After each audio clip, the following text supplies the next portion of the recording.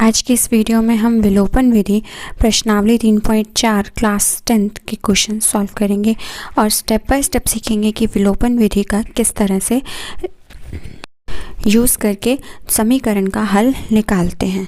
Hello my awesome students, मेरा नाम है नैना और मेरे चैनल अक्षर विद्यालय में आपका स्वागत है। शुरू करते हैं अपना आज का टॉपिक जो है विलोपन विधि। विलोपन विधि क्या है? विलोपन विधि है कि अगर हमें दो समीकरण दिए हुए हों तो हमें उसका हल कैसे निकालना है। और विलोपन विधि class 10th chapter number 3 exercise 3.4 का टॉपिक है। ठीक है, अभी तक हमने पिछली वीडियोस में समीकरण निकालने के कुछ अलग अलग मेथड सीखे। सबसे पहला मेथड हमने कौन सा सीखा? ग्राफीय विधि से। फिर हमने दूसरा मेथड सीखा इसका प्रतिस्थापन विधि से। अब इसी तरह से हमारे पास तीसरा मेथड कौन सा है, तीसरा तरीका या विधि कौन सी है? विलोपन विधि। हम चाहे किसी भी विधि से आंसर निकालें, हमारा जो हल आएगा, जो आंसर आएगा वो हमेशा हमारा हर विधि से सेम आएगा। ठीक है, अगर आपको पेपर में लिखा हुआ है कि आपको इसी विधि से निकालना है, विलोपन विधि से या प्रतिस्थापन से, तो आपको वही विधि लगानी है। लेकिन अगर आपको नहीं बोला कि किसी भी विधि से निकालो, मतलब उन्होंने बोला है कि सिर्फ इसके हल ज्ञात करो, तो जो भी विधि आपको आसान लगती हो आप उसी विधि से इसके हल निकाल सकते हैं। ठीक है जी, तो अब सीखते हैं विलोपन विधि। विलोपन का क्या मतलब है?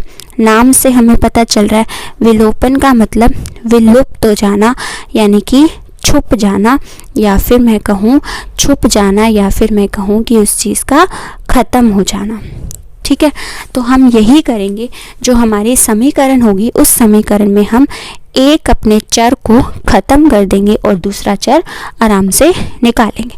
ठीक है जी, तो स्टेप बाय स्टेप सीखते हैं। सबसे पहले क्या है?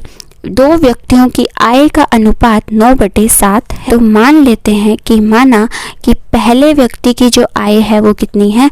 9x, और दूसरे व्यक्ति की जो आय है वो कितनी है? हमारी दूसरे की जो आय होगी वो कितनी होगी?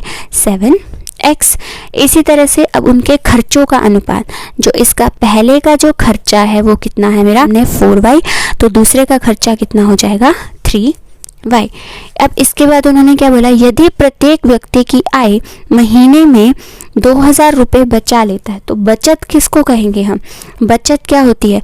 बचत बराबर आय माइनस खर्च। ठीक है जी, तो आय कितनी है इसकी?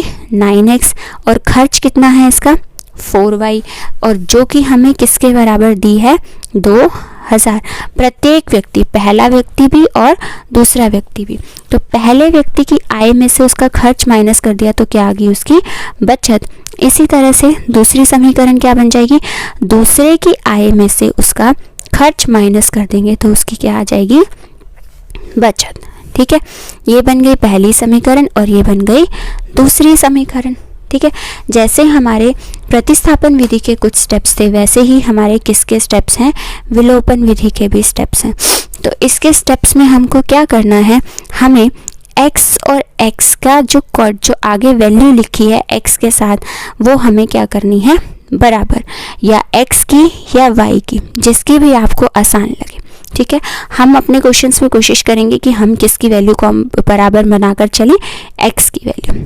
ठीक, तो अब अगर x की वैल्यू मुझे बराबर करनी है तो मुझे क्या करना पड़ेगा? पहली वाली समीकरण को किससे गुना करूंगी?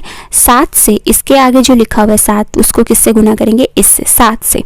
और दूसरी वाली समीकरण को हम किससे गुना करेंगे? पहली समीकरण के x से, यानी कि 9 से। तो क्या बन जाएगी मेरी पहली समीकरण? 7 से गुना करेंगे तो 7 में 63x माइनस 7 चौक 28y बराबर 7 दूनी 14। इधर वाली तरफ मत छोड़ देना, हमें जब गुना करना है तो हमें सारी तरफ समीकरण को गुना करना है, हर एक वैल्यू को।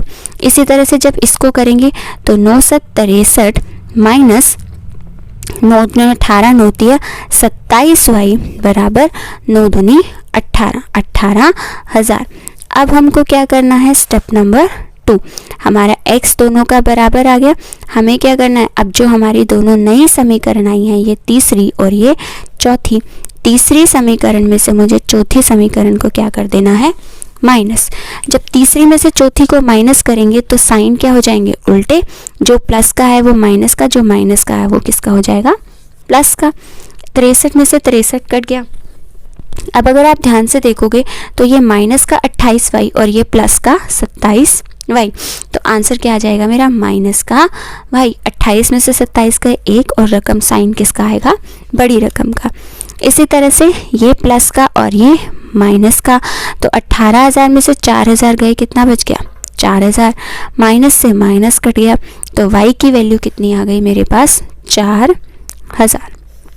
ठीक है जी। अब ये आ गई किसकी वैल्यू, y की।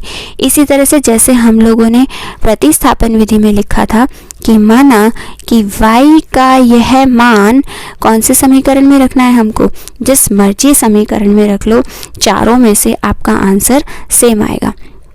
मान लेते हैं कि हम समीकरण पहली में रख रहे हैं, ठीक है। समीकरण 1 में रखने पर 4 समीकरण में से आप जिस मर्जी में रखो, आंसर मेरा सेम का सेम आने वाला है। 9x माइनस 4y बराबर 2000। तो 9x माइनस y की जगह पर मुझे क्या रखना है, y की जगह पे मुझे रखना है 4000, क्योंकि 4 और y आपस में गुना हो रहे हैं, तो इसलिए मैंने किसका साइन लगाया, गुना का, बराबर 2000। तो 9x माइनस 16,000 बराबर 2000। तो 9x की वैल्यू कितनी आ गई, ये 16,000 इधर जाके प्लस हो जाएगा, तो 16,000 प्लस 2000 कितना हो गया 18,000। तो x की वैल्यू कितनी आ गई 18,000 बटे में 9, यानी कि आंसर कितना आ गया मेरा 2000। ठीक है जी। तो मेरे पास क्या आ गया, ये x और y क्या माना था मैंने, x मानी थी उनकी आय और y क्या मानी थी मैंने, उनका खर्चा।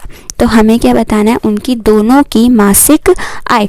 आय कितनी है, पहले की 9x और दूसरे की कितनी है 7x। तो क्वेश्चन को यहाँ तक नहीं छोड़ना, हमें क्या बताना है, पहले की जो आय है वो कितनी है, पहले की आय है मेरी 9x, यानी कि 9 इंटू 2000 बराबर 18,000 रुपये, और जो दूसरे की आय है वो कितनी है 7x, यानी कि 7 गुना 2000, यानी कि आंसर कितना आ गया मेरा 14,000 रुपये।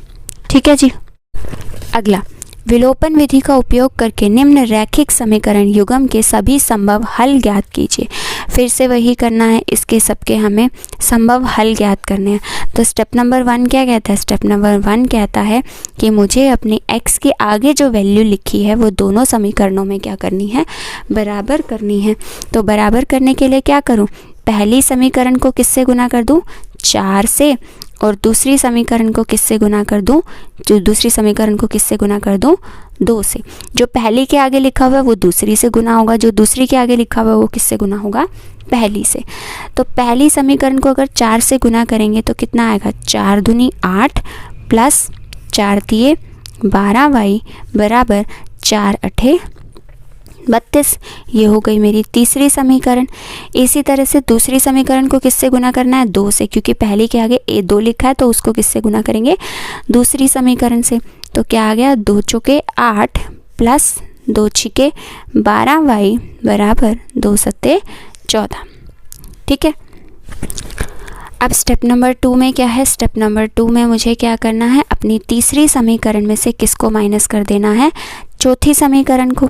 तो दोनों के जिन साइन इनके सबके बदल जाएंगे। अगर साइन बदल गए तो 8x से 8x कट गया, 12y से 12y कट गया। आंसर कितना आया मेरे पास, सिर्फ 0 बराबर 12 में से 4 गए 8, 3 को काट के 2 में से 1 गया 1। तो क्या कभी भी हमारा मैथ्स में ऐसा हो सकता है कि 0 18 के बराबर होगा, नहीं। तो कथन हमारा कैसा है, असत्य। अगर कथन असत्य है तो यानी कि इन दोनों समीकरणों का कोई भी हल नहीं है। हमें हल निकालने को बोला था, लेकिन हमारा ये रिज़ल्ट जो है वो सही नहीं आया, तो यानी कि हमने क्या कह दिया कि हमारा ये कोई भी हल इसका नहीं है। ठीक है जी। अब बढ़ते हैं अगले 13वें उदाहरण की तरफ। क्या बोला है 13वें उदाहरण में, 2 अंकों की एक संख्या एवं उसके अंकों को उलटने पर बनी संख्या का योग 66 है। 2 अंकों की संख्या, 2 अंकों की संख्या मतलब मान लो एक 23 है, एक 32 है, एक 34 है। ये कैसी हैं, 2 अंकों की संख्या। तो हम क्या मान लेते हैं कि माना कि इसका जो पहला अंक है, इसका पहला अंक क्या है, x, और दूसरा अंक क्या हो जाएगा इसका, दूसरा अंक मैंने क्या मान लिया, दूसरा अंक क्या है, y। अब जब हम संख्या बनाते हैं 2 अंकों की तो वो कैसे बनती है हमारी संख्या, 10 गुना x प्लस y। जैसे अगर 23 है तो 23 को हम क्या लिख सकते हैं, 10 गुना 2 प्लस 3 मतलब 20 प्लस 3 बराबर 23। इसी तरह से 32 को क्या लिख सकते हैं, 10 गुना 3 प्लस 2 30 प्लस 2। हमें कोई भी संख्या बनानी हो तो हमें उसको क्या करना पड़ता है, ये इकाई है ये दहाई है, इकाई से गुना, 2 को इकाई से गुना मतलब जो भी इकाई का अंक होगा वो किससे गुना होगा, 1 से, जो दहाई का अंक है वो किससे गुना होगा, 10 से। तो वो हमारी क्या बन जाएगी, 2 अंकों की संख्या। ठीक है, अब उन्होंने क्या बोला है कि अंकों को उलट देना है, मतलब कि जो अब उलटने पे जो पहला अंक बनेगा वो मेरा क्या बनेगा, y बनेगा, और जो दूसरा अंक बनेगा वो मेरा क्या बनेगा, x बनेगा। ठीक है, तो अब हमारे पास संख्या क्या बन जाएगी, फिर संख्या क्या बनेगी हमारे पास, संख्या बराबर 10y प्लस x। ये मेरी क्या है, पहला अंक, और ये क्या है मेरा दूसरा अंक। इसको उलट दिया 23 तो इसको क्या बना दिया हमने, 32। तो उलटने पे जो संख्या बनी वो क्या बनी, 10 गुना y प्लस x। ठीक है, अब क्या बोला उन्होंने कि इन दोनों संख्याओं का जो योग है वो किसके बराबर है, 66 के बराबर। मतलब 10y plus x plus 10x plus y, इन दोनों का योग कितना है, 66। तो 10y और y और y आपस में ऐड होंगे और x x आपस में ऐड होंगे। तो क्या बन जाएगा यहाँ से, 10y और y कितना आ गया, 11y प्लस x और 10x को ऐड किया तो कितना आ गया, 11x बराबर 66। ठीक है, एक समीकरण ये बन गई। उसके बाद उन्होंने क्या बोला, यदि संख्या के अंकों का अंतर 2 हो तो संख्या ज्ञात कीजिए। अब पहली समीकरण क्या थी, 11x प्लस 11y बराबर 66।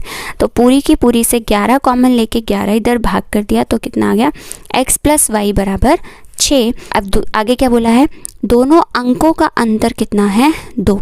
तो ये बन गई मेरी दूसरी समीकरण, ये पहली और ये दूसरी। अब स्टेप नंबर 1 क्या बोलता है, स्टेप नंबर 1 क्या है, विलोपन विधि का, कि x के आगे जो लिखा है वो दोनों समीकरणों में मुझे क्या करना है, बराबर। वो पहले से ही बराबर है तो यानी कि मुझे वो स्टेप करने की कोई ज़रूरत नहीं है। बढ़ते हैं दूसरे स्टेप की तरफ। दूसरे स्टेप में क्या करना है, हमको इन दोनों को माइनस करना है, पहली और दूसरी समीकरण को। तो माइनस कर देते हैं, x माइनस वाई बराबर 2। जब माइनस करेंगे तो साइन इनके क्या हो जाएंगे, उल्टे, x से x कैंसिल, ये प्लस का y और ये भी मेरा प्लस का y। तो y और y ऐड होके क्या हो गया, 2y बराबर 6 में से 2 गए 4। तो y की वैल्यू कितनी आ गई मेरी, 2। ठीक है जी।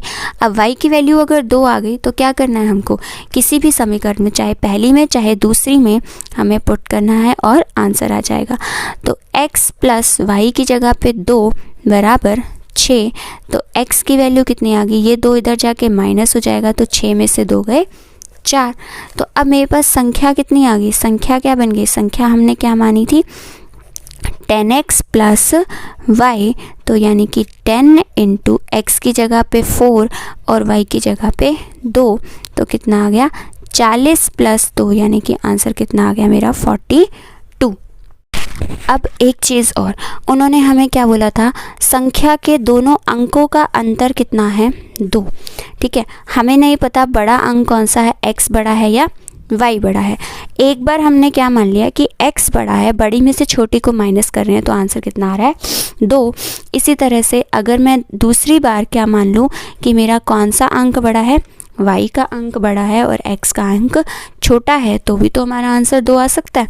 ठीक है, तो दूसरे केस में हमको ये वाली समीकरण बन जाएगी अब इसके बाद, कि पहली समीकरण ये बन गई और दूसरी समीकरण ये बन गई। तो इन दोनों को जब आप सॉल्व करोगे तो आपके पास आंसर कितना आ जाएगा, अंक कितना आ जाएगा हमारे पास, 24। तो इसको किससे सॉल्व करके देखना है आपको, विलोपन विधि से, ताकि आपको समझ में आए कि विलोपन विधि से क्वेश्चंस कैसे सॉल्व करते हैं।